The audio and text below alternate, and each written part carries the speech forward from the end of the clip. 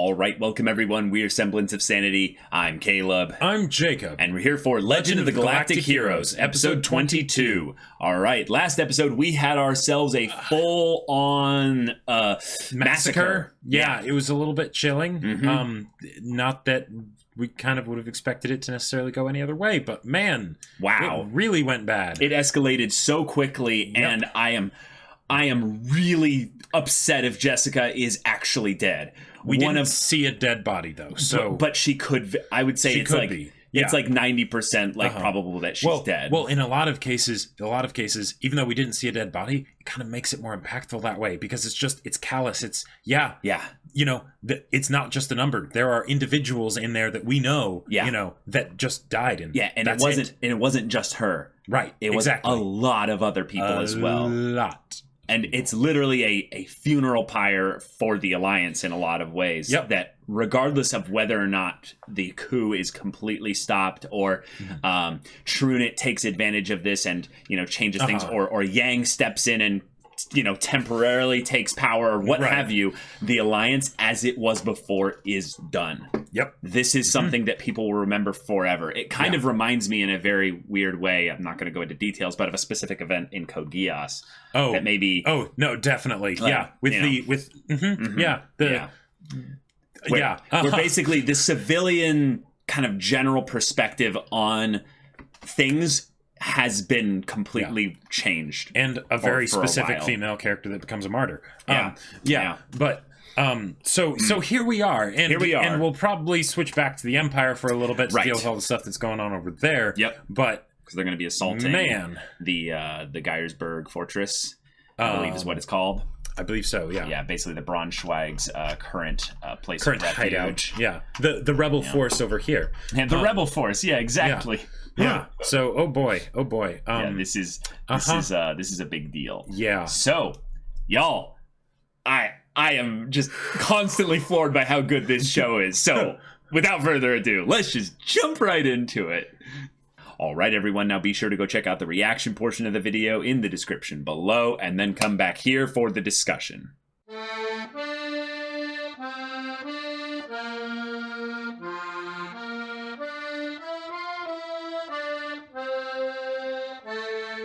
All right, yeah, Reinhard and his subordinates, his other admirals, have completely outmaneuvered and routed the rebels at multiple points here. What's really exciting about this is we're starting to see a theme come out with regards to how the Empire does kind of the equivalent of the family loyalty dynamic that the Alliance has maybe a little bit of a better grasp of just in the innate sense because of their governmental system allowing more autonomy.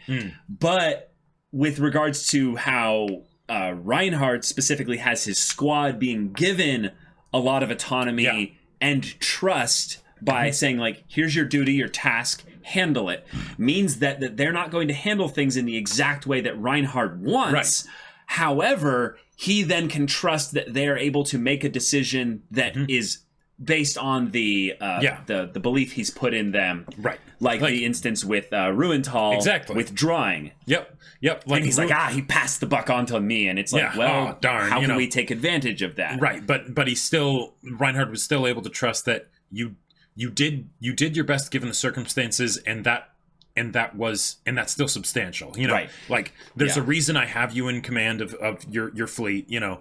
You did a good job still, even though it's like, I have to do this, you know. Right. It calls back in a lot of ways to where Bittenfeld was one where he made basically the equivalent of the sortie mistake that Flegel and his friends did in this instance here, where he broke the chain of command and basically made a sortie without consulting the higher-ups here. Now, Reinhard is the one giving all the orders, but his orders are not as specific as, I want you to use this strategy, I want you to do this thing. It's, I want you to be sent to this area, and I want you to hold it, or take it, or do what you know you're supposed to do based on the education that you have for military tactics and whatnot. Right. So in that sense, they have an advantage that makes them able to constantly thwart the nobles who have far less competence in the military coordination side of things. Right. Yeah. The idea the idea that Geiersburg was able to take a fleet of only 800 ships and dance through the heart of an enemy fleet of 50,000.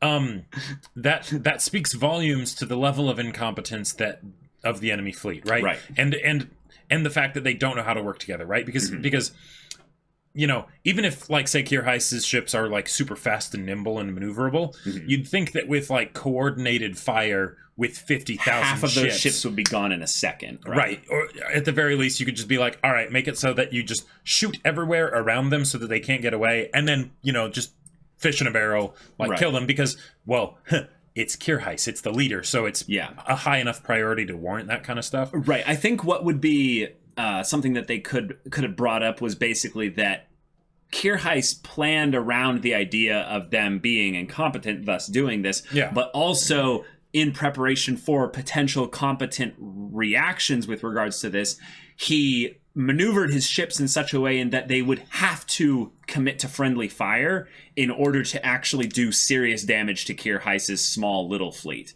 Which is something I think has been brought up in the past, is that based on how the fleets were maneuvered, in order to actually engage in the fleets when they're so close, you're going to be tearing apart your own fleet, because if you miss even in the slightest bit, that shot is going to go and hit some other battleship.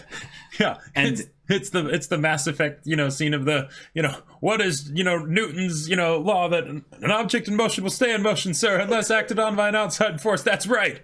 And is there anything? What is space? It's empty.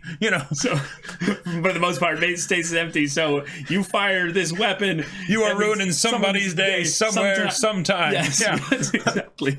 Now, these weapons specifically seem to be some kind of energy-based weapons, which means that range is actually a specific problem, meaning that and they brought that up. They brought that up. 6 million kilometers or whatever. Right. The shields were able to. There was a nice little tug of war thing where, because the movements of the nobles were predictable, they were able to stop, fire, retreat out of motion, or retreat out of range by the time that they were firing, which is something that I think actually might be brought up as rather interesting.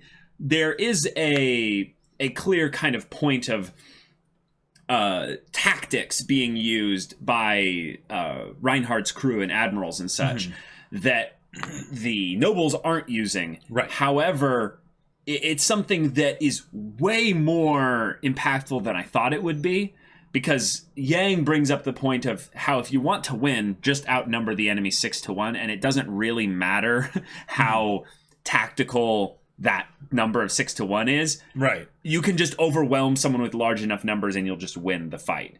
However, in this case, we got to see fleets that were what was Mittermeier's fleet? I almost think they told us in a previous episode, but based on the size ratio of the little readout screens or what have you, Mittermeier had less than 10,000 ships. He did not have a lot. And if he did, and even if it wasn't let's say even if it was a little bit more than 10,000 ships, it wouldn't be much more. He had a small fleet. He had a very small comparison. Fleet. So let's say he has between 4 and 10,000 ships or something like that. Sure. So he's running in being pew pew pew, firing these long range missiles, which is okay, cool. He's actually firing stuff that will eventually hit the fortress. Right. And there's no way their point defense systems can shoot it down, because it's more no, we track Valkyrie fighters, and these are little warheads coming in. And even if they did manage to track some of them, okay, but some of them get through, let's say. But what's the damage it's actually going to do to the Geiersburg fortress? Nothing. Nothing. They already mentioned that the ship is impregnable, so them launching the missiles, it's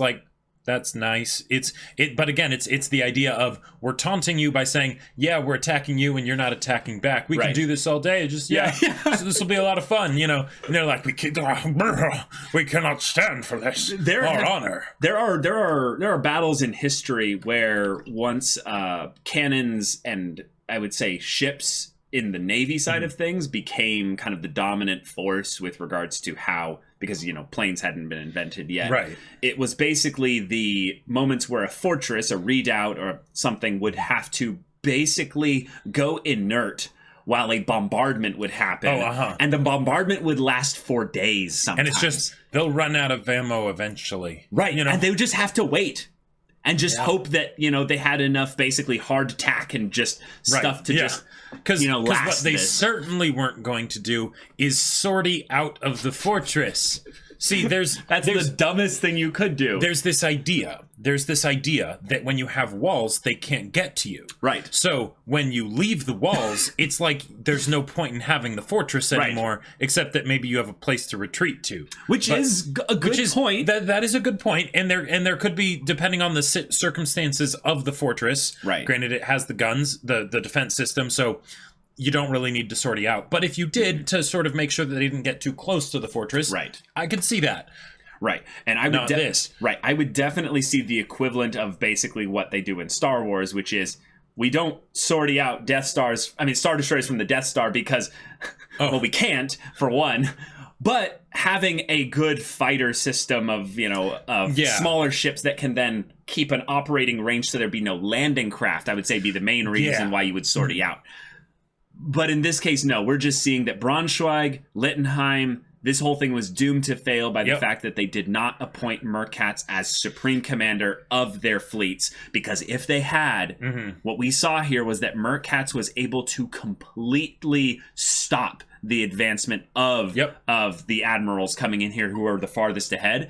Not only because he outnumbered them, but because their strategy was entirely based around, in some ways, the incompetence of Braunschweig. Right, break the enemy so that they start running away, and at that point you've won. Like, you don't have to do anything other than fire. Yeah, which means their strategy, if anything, their strategy was good, but their tactics weren't anything incredible or what have you. So Merkatz basically just deploys a fleet at a time where they were already potentially a little bit too far ahead and exposed, because the way it seemed like they were basically encroaching like this, they were kind of chasing them back, and then the fleet of Braunschweig's is this long line of just retreating here. So Fahrenheit's like, well, what if we just break off to the side? Right. We won't be caught in the line of fire on the way back, which was really smart. Right, because since they don't want to overcommit their forces, there's not too many ships that are fighting us right now. Yeah. So let's just be less predictable. Both of us, right? Right. I mean, they could, but right. But they only have so many the ships. Real target, and that too. Yeah. So okay, I like the idea potentially though, where since Merkatz wasn't like it put immediately into some area of trouble because of how Braunschweig came back, he just kind of chastised him. Like, why didn't you save me sooner? Right. He's going to be like, Braunschweig, I could have saved you sooner if you gave me full command of the fleet. The way I could have saved you sooner is you don't leave the fortress. Right. Now, he might have to, in some ways, kind of kiss Braunschweig's ass a bit and basically be like, okay, let's talk one-on-one so you don't have to posture. Right. I'm going to tell you that we are losing this. We are losing this entirely. Yeah. However, in order to make this not a total military and loss where we're all end up dead or executed by the end of this, I would like to basically coordinate some kind of either trap or a strategic surrender. And that is probably where I could see things going a little bit into the... Right. Because the foreshadowing was there, the great tragedy began. And Reinhard had made the offer of, hey, if you surrender, I'll let you keep enough wealth in order to live comfortably. Yeah. And I'll let you live. Right. So, that's something. So I believe Merkatz is going to make a decision that is kind of something that Braunschweig will sign off on. But Reinhard is going to be ruthless. So when I see tragedy, I don't look at this as a thing where it's necessarily a tragedy for our guys that we're kind of rooting for in this instance here. But it's more of that they win on bad terms kind of thing. That they win on bad terms. Yeah, exactly. And that's that Braunschweig has basically a lot of negotiating power by just having this fortress. It's not something that Reinhard can just easily take. Right. Just the resources necessary to take it might make it to the point where it's more worthwhile to surrender. Yeah, it's more worthwhile to get some other resolution. Yeah. Right. But what we've seen, though, is that Oberstein very much has the ear of Reinhard here. Yes, that is true. And what I think would be a cool kind of way to have Reinhard take power, kind of a little bit more than he already has, is to basically make an example of Braunschweig and the nobles and the Geiersburg fortress by saying, here's what I'll do. You send Merkatz and all of your commanders over to me, and I will use them as is, and we will leave you all alone in the Geiersburg fortress or something. And then he resorts to some kind of like actual dirty tactics. Like, I mean, like something like biological weapons, or like some kind of like some kind of really nasty way of just killing everyone. Mm-hmm. Where the Geiersburg fortress is home to a lot of people that are not, military. Sure. So I don't know. I mean, because I feel like they haven't pissed Reinhard off. No. And that's what would really cause this to escalate, right? Like like if Reinhard's sister was ever like jeopardized or something along those lines, right? That's what would make him actually like do something, horrific, right? Because that's a good point. Because he knows that these guys aren't enough of a real threat to him. This is more a matter of formality beating them than anything else, Right. Because he knows, all right, I'll have to do it eventually. They're doing this, but this won't be difficult to win. Merkatz will make it a bit complicated, but it'll just slow it down. Right? Right. Yeah. The real thing is that he wants the universe, which includes, the Alliance, right? So once he takes over the Empire, then he can focus on the Alliance, which Yang's over there, so that can get actually difficult, right? Right. So what do you think the tragedy is? Is that something is going to hurt Reinhard, and maybe they're going to use some kind of underhanded tactic to grab his sister and basically say, hey, we have spies, at Odin. Yeah, well, that's probably the main thing that I think about, is that because she's not with Reinhard, right? Because the whole idea of like, oh, what if we went to Odin? It's like, no, that wouldn't work, for obvious reasons, right? Because Reinhard would just be like, yeah, go for it, kill them all, then I can come rescue and be, Grand Dictator and whatnot, right? But his sister is, could potentially be put in danger since she's not with the fleet. So and she is his only weak point right now. She is his only weak point, and the fact that she's not nearby means that lever could be pushed on. Flegel has a personal vendetta against Reinhard, also true. And he separated a bit with Fahrenheit. Oh, so maybe he actually fled the fortress. They're not there anymore. Yeah, what if they just leave? Sure. Yeah, there we go. Oh. And then that's something where Reinhard might just burn Odin, or they burn Odin or something. But that's where Reinhard will actually really cut loose and stuff. Because one of the things that I thought was interesting that they established here was that the worst things that happened this episode were by the Allies. That they were not in some absolute sense, but they happened when Allies turned on each other, right? Yes. Mm-hmm. So that seems like, if that were to be foreshadowing, that could be something where the worst thing that happens is when Reinhard isn't attacking the enemy, when he's attacking people that, at least on paper, are supposed to be allies, right? Yeah. Whether directly or as collateral damage. Yeah. So, yeah, I don't know. Okay. I'm definitely on the line with you there with regards to that, because if it is an actual tragedy, it has to be something almost on the level of what was happening just in the previous episode in the Alliance. Yeah, that's terrifying to think about. And this is kind of dark, but the tragedy for the Alliance wasn't as much the number of people that died, because that happened all the time on just war fronts and stuff. Right. But it was the fact that they were civilians. Right. Yeah. That they were not violent. They were, well, I mean, once the violence started, they definitely took part, but it was something where they were just protesting, right? So some equivalent of that. That's where I see it happening. Yeah, there could be something where, because everything so far in terms of planetary to space fights has always happened with regards to fortresses, and we haven't seen yet how many ships it would take to hold a planet hostage.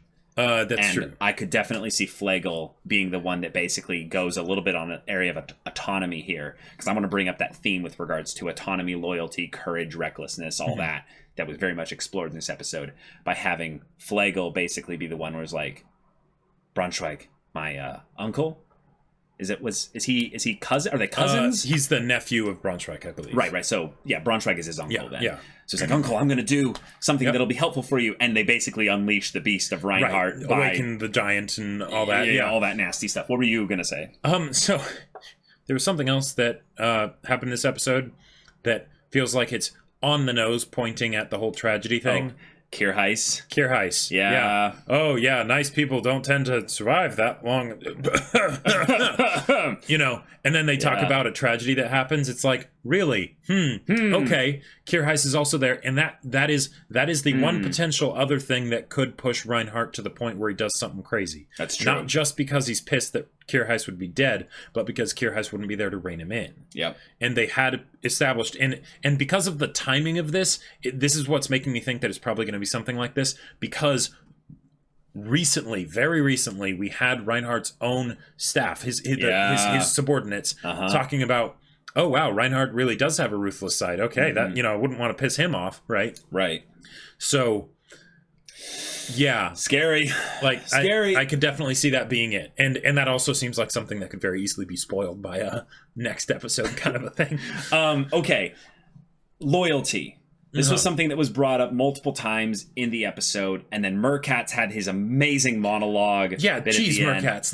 Merkatz, every time you speak, I fall more in love with you. Yeah, I hope he makes it out of this. Because he seems like the perfect other Kierheis to be alongside Reinhard. In some ways, he's even better than Kierheis, because he basically is going to demand that, respect, because he has the years and the age of experience. So where Kierheis has the good morals and the good-natured heart, right, in the history with Reinhard in particular, personally, but he doesn't necessarily have the history with regards to how to do a war. Yeah. Something that will make him in some ways middling between Oberstein and Kierheis, if he does end up getting brought into Reinhardt's side of things, which I would very much want, although I don't think things are going to go so smoothly in that regard. Also, given what Merkatz has been saying, right, it's very relevant for the nobles, which makes sense, right? Yeah. The nobles are absolutely corrupt and incompetent and proud and everything, right? Right.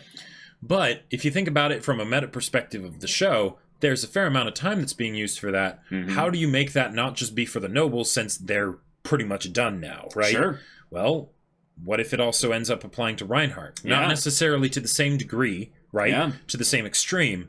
But if he wants to conquer the universe, right, that's something where very quickly he's going to be at the point, especially if Kierheis is dead, where no one will really be able to tell him he's wrong. Yes. Right? Yes. In the same way that Braunschweig has basically closeted himself off from the viewpoints of those that could basically help him out. And now Reinhard is not as delusional as Braunschweig, right? He's not as sick as Braunschweig, but his competence in the military arena seems like it could be something that allows it to germinate longer, because he doesn't reinforce his own beliefs that he's invincible. Exactly, right? Because do wrong, right? Because he won't necessarily get the negative consequences immediately, because he's that good. Most of the time, he is right, So, and he is somewhat listening to his other subordinates, certainly Oberstein, because they're he values their opinion. Well, because they're also just given that position, there's a very intentional place that he puts them in, that they literally every time, actually this is something that I think the show does pretty consistently, there is never a point where we see the admiral on the bridge on the seat of power in their flagship and there's no one else standing near him, which is something I really like, in that whenever we were seeing Mittermeier in the beginning points there sitting in his spot, we would see Ruenthal in the background, or seeing other the two guys that were with Kierheis, have you exactly, seeing that constant aspect of a conversation, a dialogue, isn't just there for the story reason of seeing them actually having to converse with someone, right? Have someone that can exposit the situation so that they can make a judgment call about it or something. It's specifically so that you have another perspective whenever you're in these situations here. And yet every time we showcase someone's incompetence, it's contrasted by there's someone else though in the foreground or in the background that's saying, hey, maybe you should consider this thing there. Flegel actually listened to his subordinate there and was like, Fahrenheit, he's a wizard at fleet battles. we should follow him.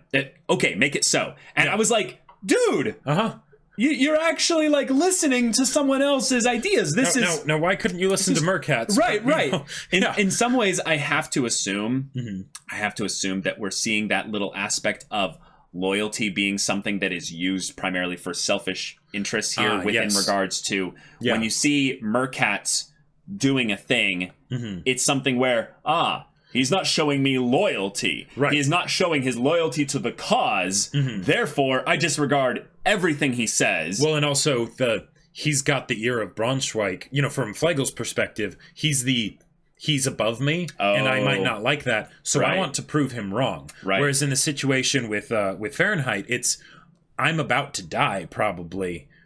But hey, that guy, he knows stuff. He seems to know what he's doing. Right. There was no place for pride there, basically. Oh, that's a great point.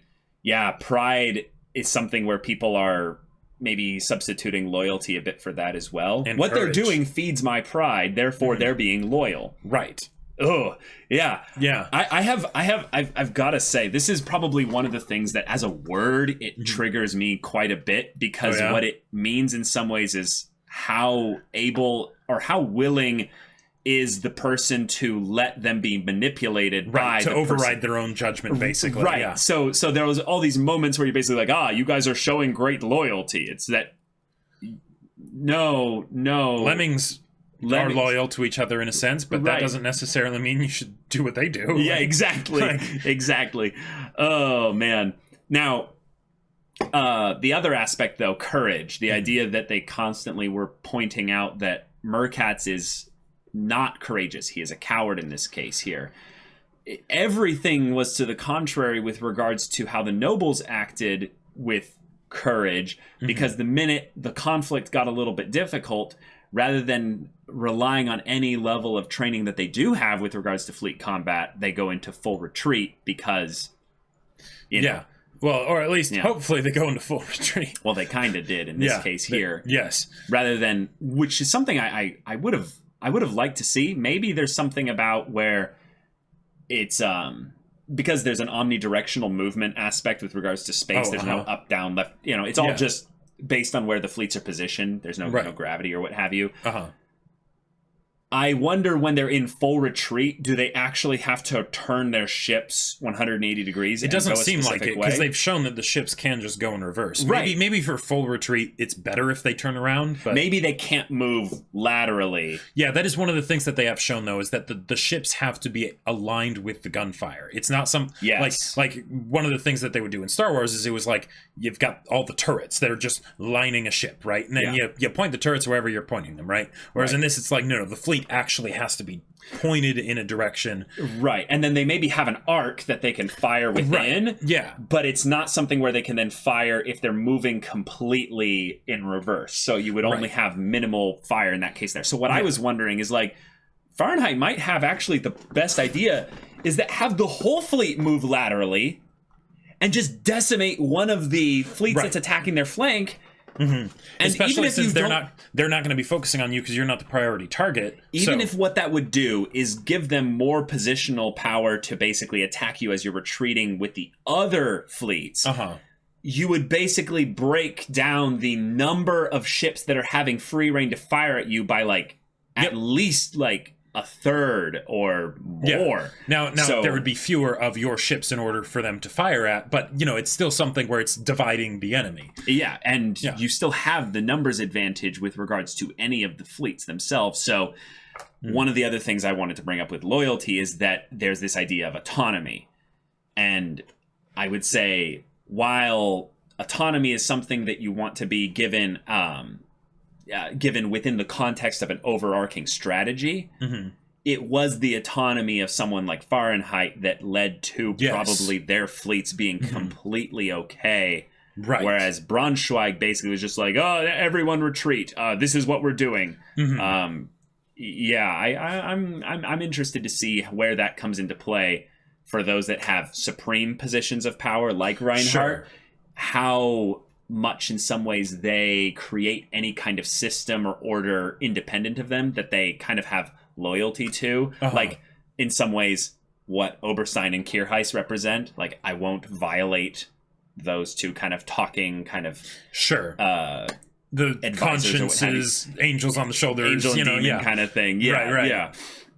So I guess we'll see. But Merkatz, it's a disease of the mind. Awesome.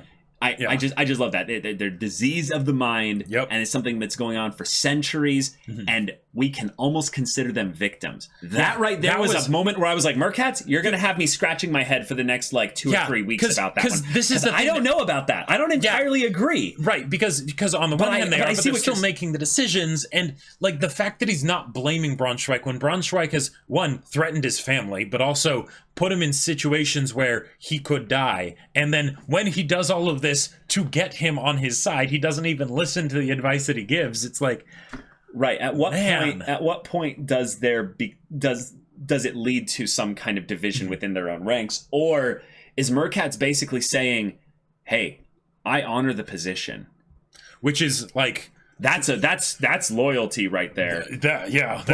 But he has well, one, he acted with autonomy by saving Braunschweig there, which I thought was rather cool. But he didn't have to do that. He could have basically let this whole thing happen in such a way where he could have maybe, this is something that would have been dishonorable. Yes, but he could have sortied from the fleet and shot them down and shot them all down. Yeah, because I mean, then it's like, all right, he had my daughter. Now she's okay, and he would have gambled on the thing of, Reinhard, how ruthless are you really? Right. Because I just handed you this whole thing just right there. And Reinhard could have done the thing of, well, you just made things a lot quicker. And now I blow you up too. And now I destroy you too. Yeah, but we'll see. But y'all, crazy good episode, cool fleet stuff moving around, and Merkatz continuing to be a boss. Just so awesome. So awesome. So y'all, if you want to see the next episode's reaction and discussion right now, though, go check out the link in the description below for our Patreon. You can get on early access there. You can watch full-length timer reactions there, and all this comes with Discord access, so you can chat with us in the community there about this show, about anime in general, and you can talk with Jacob about the sci-fi novel that he wrote. That's right, wrote a sci-fi novel. Yeah, I mean, Battle Lines, talk about it every video, but it's awesome. If you haven't gotten it yet, you really should check it out. It's on Amazon. Link in the description down below. Yeah, so if any of that interests you, we'll see it there. But until then, we're Semblance of Sanity. I'm Caleb. I'm Jacob. And we'll see you all next time.